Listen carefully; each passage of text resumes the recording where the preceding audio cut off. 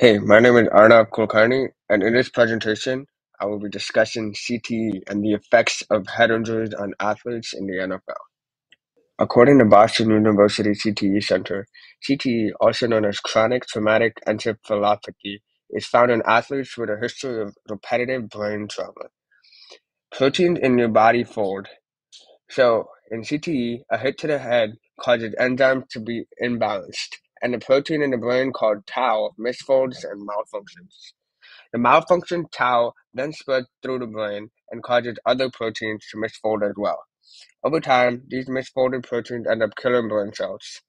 So, the more hits to the head one takes, the more the tau protein becomes misfolded and malfunctions, and brain cells end up dying. CTE cannot be diagnosed until after death because you can only analyze brain tissues after one dies.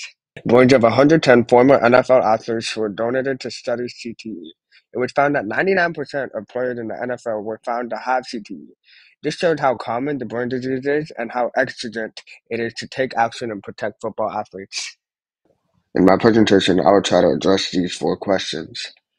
How are NFL players' lives affected after repeatedly taking dangerous hits to the head? What is the cause of the mental illnesses that are correlated with CTE? How can one detect how head injuries are affecting an athlete's life? And how can football leagues, specifically the NFL, take better action to further protect its players? How are football players affected? Football players take repetitive hits to the head for most of their life. When trying to tackle another player, a lot of physical contact is involved.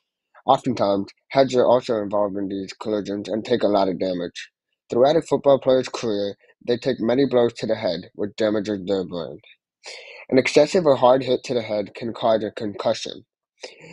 These are especially bad because the brain nerves are severely affected. Though players wear helmets, it is not enough to protect them. The picture on the left is a model of a concussion. When a person takes a blow to the head, the brain rotates and hits the back of the skull. After it hits the back of the skull, the brain is not stable and moves back and forth. This causes the person to lose their senses.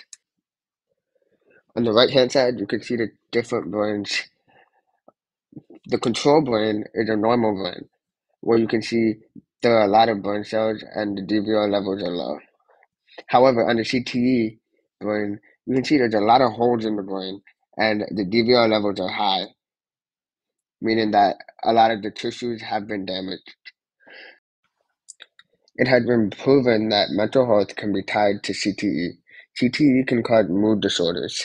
These include depression, emotional instability, substance misuse, and suicidal thoughts. CTE can also cause behavioral changes, such as impulse behavior and aggression. On the picture on the right, we see an athlete named Hayden Hurst, who had come out and talked about his depression and suicidal thoughts. All of these players on this slide have died and been diagnosed with CTE. The causes of many of their deaths are due to suicide and drug overdose. I have a personal connection with Demaryius Thomas, number 88 on the Denver Broncos.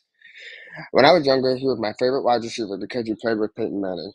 When he died so young at 33 years old and was found to have CTE, I was curious and wanted to research the topic. There are also cognitive symptoms of CTE.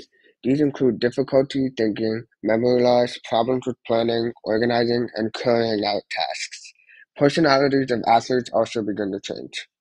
On the chart on the left, you can see that the longer someone plays football, the more likely they are to develop these cognitive problems that are very serious. The NFL can take action to protect their players. One thing they can do is reduce the frequency of hits by lowering the amount of physical practices.